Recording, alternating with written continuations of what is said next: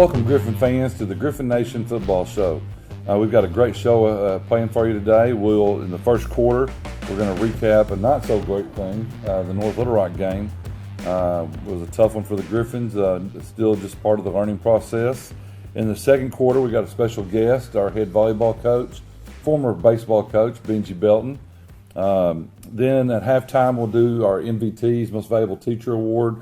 We've got Jamie Yarbrough and No Miramontes.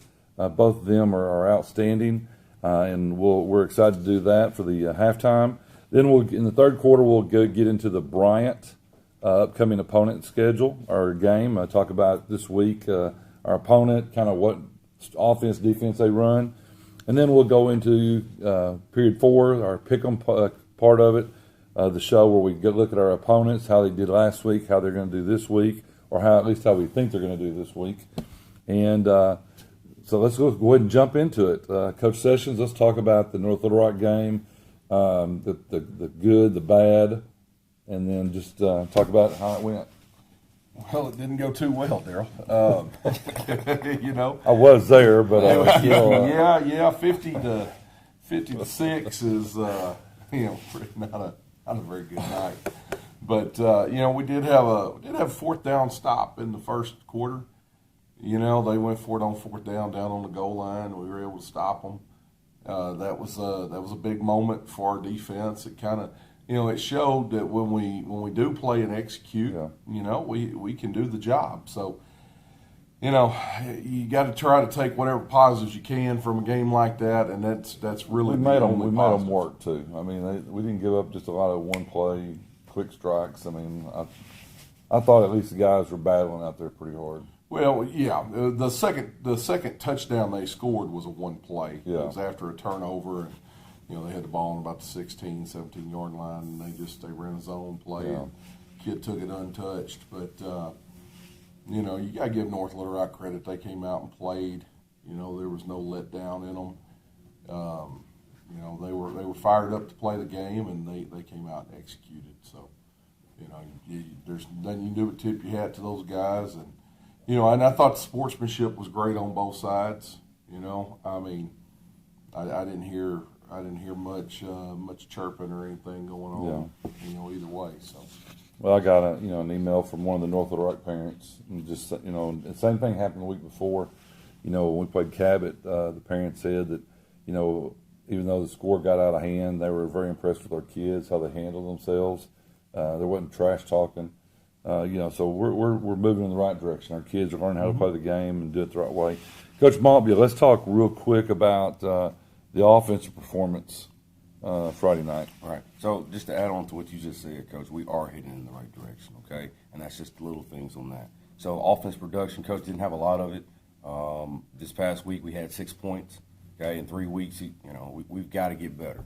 Okay, we haven't been able to score points like we usually do, Coach, early in the season. And so notable guys right now, I have Brandon Bryant, call him BB, and then Jabron Lewis. He had about a 56-yard run towards the end of the game. And, we got to get better. Need all 11 guys to play as one. Don't forget about Dalen Jackson, too. That's right, I mean, Dalen, we take him for granted. He's our center. Mm-hmm. And everybody's got a good nose or one technique in this conference. Mm-hmm. We're not having any penetration. No, I mean, we're handling that situation pretty good. It's just some of the other things that we're having troubles with. That's right. Gryphon fans, here we're going to speak real here, for a second. Make no bones about it. We're in the toughest conference in the state of Arkansas. Mm-hmm.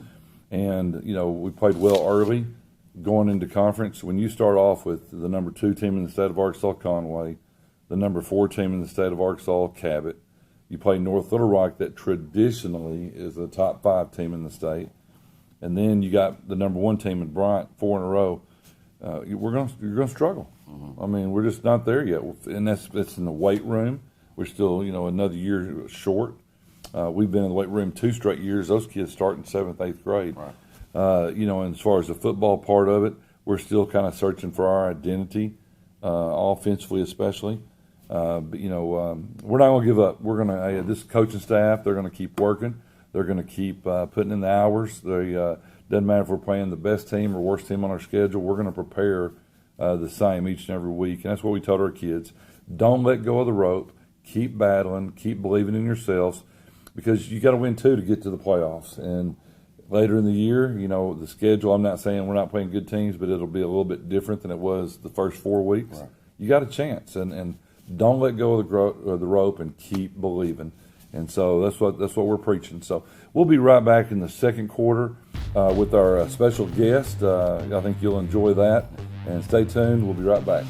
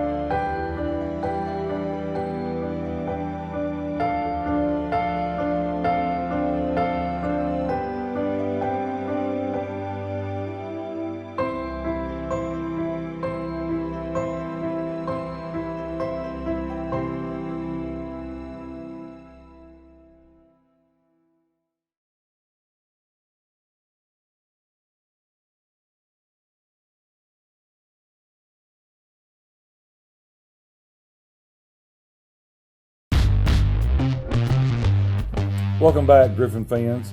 Here in the second quarter, we've got our special guest, Benji Belton. Thank you for being on, Benji. Thank you, Coach, for having me. Benji's been here as long as I have. He was hired, I guess, just about a week or so after I got hired, and so we've gotten to become real good friends.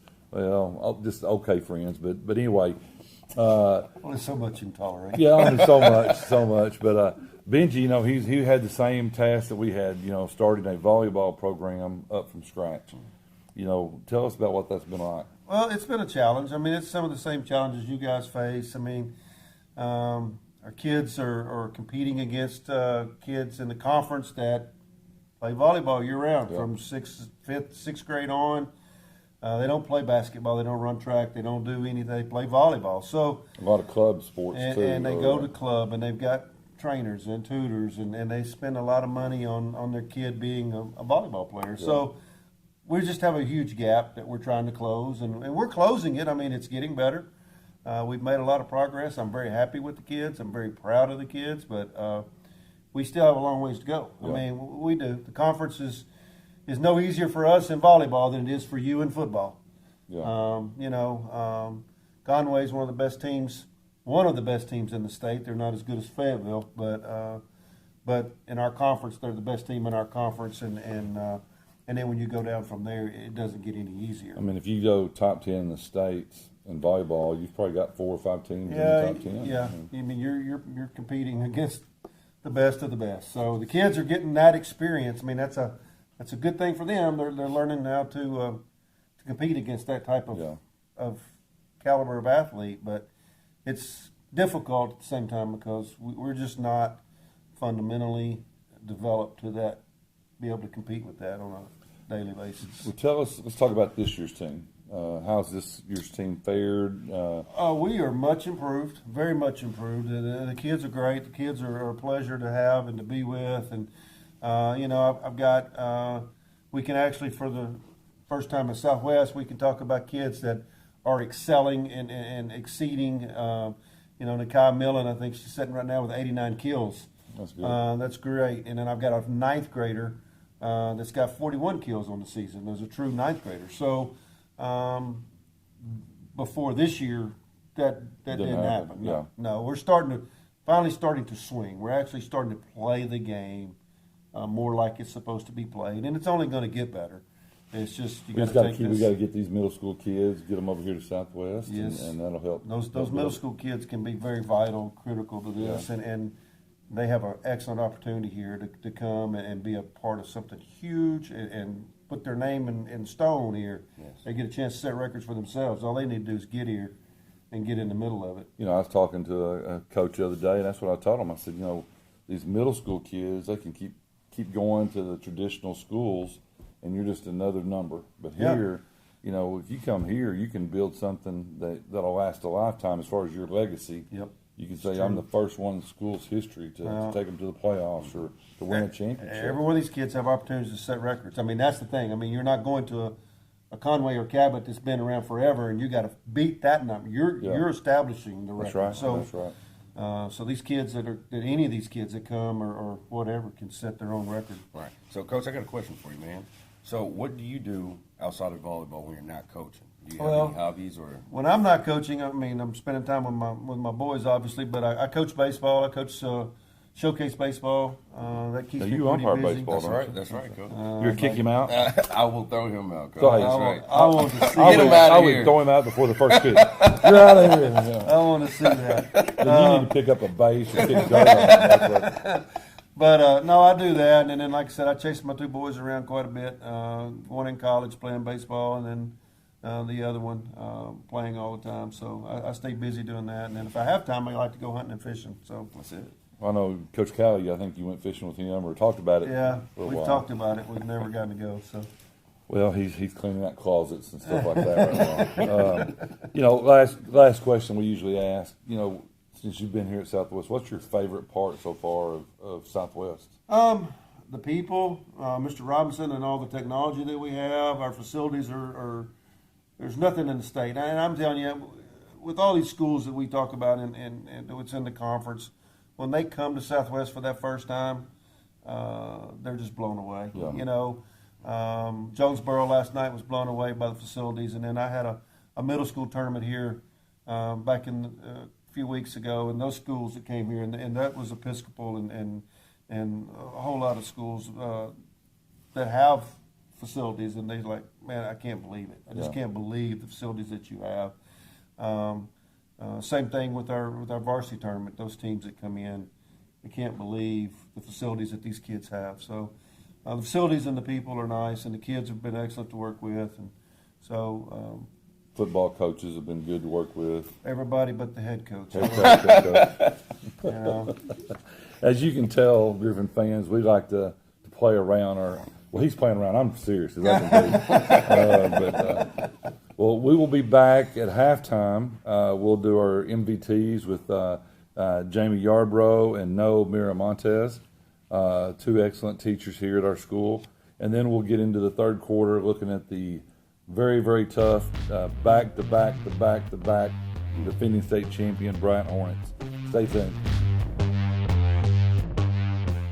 1 in 3 adults has pre-diabetes. That means it could be you, your dog walker, On your left. your cat jogger. With early diagnosis, pre-diabetes can be reversed. Take the risk test at doihaveprediabetes.org. It takes less than 1 minute to find out if you may have prediabetes. You can do it here. But you probably won't. You're busy. Kids, work, show coming back in 48 seconds. So let's do this now. Hold up 1 finger if you're a man, women, 0. 3 more fingers if you're over 60, 2 over 50, 1 over 40. If you're not sure, keep in mind you're sitting on a couch right now, so 1 more finger if you're not very active. 1 finger if yes, 0 if no. 1 yes, 0 no. Next, find the body type that looks most like you and hold up that many fingers while I look around awkwardly. And that's it. If you're holding up 5 fingers or more, you probably have prediabetes. Sorry to be so blunt, but hey, you're busy. Just go to the site. This is Coach Patton at halftime of our coaches show. I'm here with Miss Yarbrough, and she's been selected as our MVT for this week, our most valuable teacher. Thank you. You've also got a wood grill buffet certificate from Ben, so congratulations. Thank you. And so our next award winner for this week is Noah Miramontes, and he's going to be our wood grill MVT for the week. So congratulations. Okay, thanks a lot, guys. So whoever selected me, thank you very much. I appreciate you guys. Just have a great Gryphon day. Go Thanks a lot. Griffins. Bye-bye. Welcome back, Gryphon fans. Well, it's that time each year that we always look forward to, talking about the Bryant Hornets. That's my old alma mater, and I had the luxury of coaching there for 11 years right out of college. And So a lot of good friends, a lot of dear people live in Bryant that I know, and so this week they're coming over here to Pulaski County to play us. Coach, tell us about the Hornets and their offensive team. Man, well, they're real solid. They're not, they're not overly complicated in what they do. A lot of 10 personnel, some 11 personnel, some 20, but primarily doubles and trips is what we're going to see. They execute at a very high level. Every running play has a pass off of it. Yeah. Their RPO game, and it's kind of like Conway. You have to defend the whole field vertically and horizontally, and They don't play as fast as Conway. No. They could go up tempo if they Yeah. want to, but they're, they grind it out and play physical football. Their linemen are huge up front, be the biggest group of linemen we've played. And about Bryant, they lift weights year round, so they don't have an off season weightlifting program. Right. They lift To get stronger all year. Yeah, they lift like it's off season all the time. So Right. you got to tip your hat on that. They've got that rolling. That's been the big difference, I think. For I've been impressed with their receiving core. I don't want to say they don't have that big play threat. They've got several that are, but I think they run good routes. I think they've got good hands. And like I said, the sophomore quarterback doesn't play like a sophomore quarterback. No. I mean, he's pretty good. You can tell the only restrictions he has are the ones the coaches put on him. They haven't had to use him to win a game yet. Right. So they haven't just really turned him loose. But of course, I've saw him last year when he was a ninth grader playing, and the kid's very, very talented. He can play. Their biggest player as far as receiving core would be the Singleton kid. Yeah. And he's been out a little bit. He's been out a little bit, and hopefully he'll need another week to recover. Hopefully nothing too serious, but another week would be. Yeah, that'd be nice if we don't have to defend number 27. Yeah. Friday night, because he's on a different level, and he was our center of focus last year at North Little Rock. We wanted to make sure we knew where number 27 was at all time. And they'll get him the ball on jet sweeps. And they've got other kids that they'll do that too. Yeah. But they're really good at what they do, and they're good at adjusting too. And they've got a great coaching staff. You gotta tip your hat to what they've been able to accomplish and be able to do. So, Trevor, let's talk a little bit about their defense. They're based out of a 4-3. Right. Tell us about what you see from the defense. Coach, and all the bulletin board material. no Okay. bulletin board here, just straight facts. So one thing I've noticed about Bryant and all the games I've seen, they're going to do what they do, Coach, regardless of the scheme, regardless of the team that they're playing. They're going to play sound football. All 11 guys, they're going to run to the ball. They're going to defend the pass, and they're going to defend the run. Bryant, Coach, they're 4-time state champions almost. Yeah. I mean, they've been there, out of the last 10 years, 6 times. So they've won 39 straight against Coach. in-state competition. So, we really have our hands full. We must control the line of scrimmage going into this game, Coach. That's a handful to say. We must. And, we've got to get to that point. We got to go into ball games knowing we can control the line of scrimmage, and that's where a lot of things start. And so, Brian is Brian, Coach. You know that. Well, I mean, like I said, I know Buck James, the head coach, real well. We were in the All-Star week together and kind of roomed together and got to know him really well. And Buck does a great job. And like you said, I mean, it's off season year round. They don't lift just to maintain; they lift to get stronger. And that's what Buck. I was the head coach at Bryant for 5 years. Paul Calley was there for 13 after I left. And, we started the program at Bryant in 99. And then Paul, he won 5 or 6 conference championships at Bryant. So it wasn't like Buck came into a bad program, but they couldn't get over the hump. Right. And what Buck brought to them was that physicality, the weight room. They can match up against anybody across the nation, pound for pound. And defensive line, you're talking about us controlling the line of scrimmage. Their defensive line will be probably the biggest we've seen. Yeah. I mean, they've got a defensive end. I think he's already committed to the Razorbacks as a junior. 6'6", 6'7". I mean, he's tall and big, and they're just very, very well coached, and so we've got our work cut out for us. Our kids understand the challenge, but like I told them, don't let go of the rope. You worry about ourselves. Let's go out there and play hard. Let's compete every snap. Do it the right way.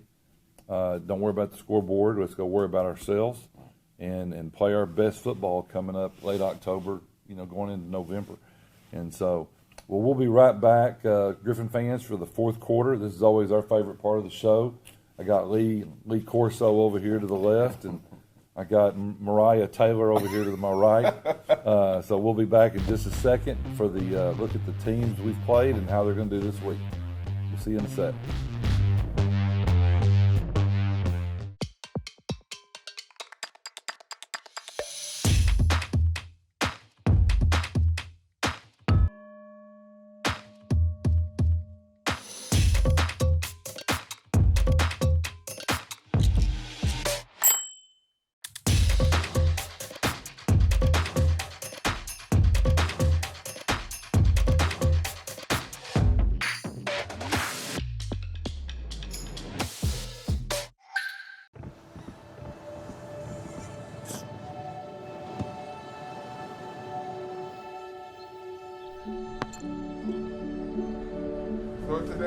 I don't remember how it started.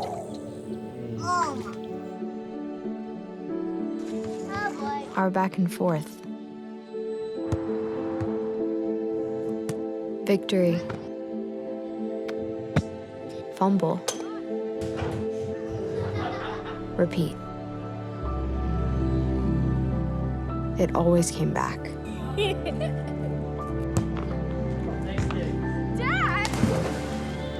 Okay, here we go, throw it! Yeah. You probably don't remember what you told me, That was perfect. but I heard every word. Nice.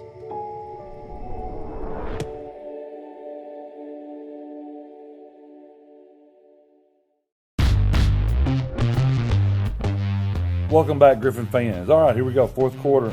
Let's talk about the first of, and I'm going to throw this in, Pine Bluff, who we scrimmaged this year. I think they're 5-2. They did lose to Mills last week, but boy, Coach Williams is doing a good job down there. All right, let's talk about Rogers, Coach.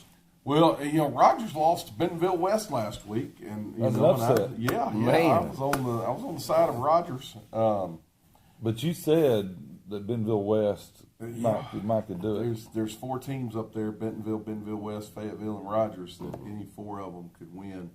On any night, it's going to be interesting coming down the stretch to see who wins the top two seeds and gets the bye for the playoffs. But Bentonville West has Springdale this week. It's a nice bounce back for them. They're going to roll. I see it 52-6. 52-6. Like You heard it here first. Your Rogers Mounties are just they're going to explode back on the scene, focused and ready to play football. Rogers is going to take out all those years of frustration losing to Springdale. Try to make it back this year. The second team that we played this year was Rogers Heritage. Man, you're talking about a great story. They're 3-2 on the year, and they lost to Bentonville last week, which is that's nothing to cry about. I mean, Bentonville's very good, but they come back with Fort Smith Southside this week. So I look for the War Eagles to get back on track, and this is a big game because like I said, you got four at the top that are no doubt they're in the playoffs. They're really tough, and you got four at the bottom that are battling for those two spots. And so this is a big game, but I think Heritage is going to get it done. I agree with you. I think they'll beat the Rebel Mavericks. I think so. The Rebel Mavericks. Let's talk about Hot Springs, Coach. All right, so Hot Springs Trojans 4-2, led by Daryl Burnett. They beat the Queen last week. This week, okay, they have Mark King and Magnolia Panthers. Ooh, big game. Doesn't matter where they're at. I'm going to be honest with you. Magnolia wins his ball game. You calling it right now? Going with Mark King. So the flex bone is going to be rolling. Yeah, Coach, I'm telling you, Magnolia's been running the flex bone for the last, almost 10 years now. They haven't perfected it, but they're at that level. So what happened last week with Magnolia? What happened last week? They probably won that game. They got beat. Did they? By Texarkana. Well, Texarkana's Pretty They're solid over. program. They were over. It's still a Texas. I mean, You're calling Not that- so fast, You're Mike. calling I'll call it Magnolia. Magnolia. Hot Springs big. Hot Springs big. All right. Here we go. All right, talk to us about Conway, Coach. I mean, this is your alma mater. You know, the Wampus Kittens. Tell us how they did last week. Wampus Cats. Oh, Wampus Cats. Wampus first Cats. off. 2 to 5 with odds, Mike. 4 to run the speed Speed of of light. light, that's right. So listen, Conway, we lost last week. I say we. They he lost wears a last Conway shirt under his Southwest gear. Good They, grief. they ended up losing last week, so they're now 5-1. Cabot, they played probably their best ball game of the year so far, Coach. They did that at home. I think that Coach Fimple and the coaching staff at Conway gets it together, gets back on track. I think they beat Northside by halftime. Cabot, which beat Conway. Cabot's so physical. Yes. We saw that firsthand. They're well coached. Scott Reed does a great job. Man, this conference is loaded with big-time coaches and good players. But Cabot, this week they play Central. Boy, it's going to be a tough one for Central. You know, it'll be over with probably in the second quarter. And Central just get out of it without any injury. That's the key. You know, just try to not get anybody hurt because Cabot's physical and they're going to hit you. So I picked Cabot. What about North Little Rock, Coach? That game will give Cabot a chance, like they did against us, to work on their passing game. Work on the passing game. Yes. Well, you know, North Little Rock, of course, they beat us last week. You know, they've got Jonesboro, and I think Jonesboro right now will be a bigger test for them than we were, just because of Jonesboro's defensive line. I think Jonesboro's D line is pretty solid. I've seen them on film, and you know, their D line and linebackers will be a little bit different. Maybe North Little Rock surely did not get complacent beating us. You know, I know they felt last week was very easy for them, and it was. So, but I think Jonesboro will put up a fight. You know, they were down 14-7 against Bryant, and at halftime. So, you know, and a lot of that was Bryant mishaps. They threw some interceptions, a lot of incomplete balls. But you know, I really think Jonesboro will come out and keep it close for a while. But North Little Rock's clicking right now. They really are. After they beat Parkview, that gave them the confidence they needed. So I see North Little Rock pulling ahead late, maybe winning by 20. Well, I agree with all those picks, and you know, this conference, wow, just tough. You know, you look at the top 10, you got Bryant number 1, you got Cabot now moves into that number 2 position. Conway, even though they lost, they're still in this thing. You know, they're going to be in the top 4 for sure. North Little Rock now is climbing into the picture. It's just tough, and I was talking to Coach Fimple from Conway yesterday. He's a good friend of mine, one of my former assistants, and I told him, I said, I know you're down about the loss, but they give out conference championship T-shirts. So if you win conference, you get a T-shirt. If you win the state championship, you get rings. And so you want to play your best football going into November, and regardless of what you did in October, you still have a chance to win the state championship, and that's ultimately the top thing. So, well, hey, I hope you enjoyed the show this week. I was just going to say the thing to remember, there's only one team in the last 4 years that's wearing a ring. That's true. That's true. That's going to be tough to dethrone them just because of that. That's right. Bryant is certainly beatable. Any team, any given night is. Conway, Cabot, Bryant, they're all, in my opinion, right there together. Cabot looks so physical, with the offensive and defensive lines. I think Cabot has the O-line and D-line to match up with Bryant, right? Which few do. But if anybody's got the strength to do it, it'd be Cabot. Right. But, it's going to take an A game to beat Bryant. Same as last year in the playoffs. Conway had Bryant beat. Yeah. And Bryant storms back with under 2 minutes to play and wins that game. And all that is just because they've done it before. They believe. They've won. And when you win, you find a way to keep winning. Well, it becomes a habit. It does. And you expect it. So, well, hope you enjoyed our show this week. We'll be back next week to look at the Jonesboro Hurricanes. That'll be a big trip for us. That'll be a huge game for us as well as we start those final 3 games. See you next week. Go Gryphons.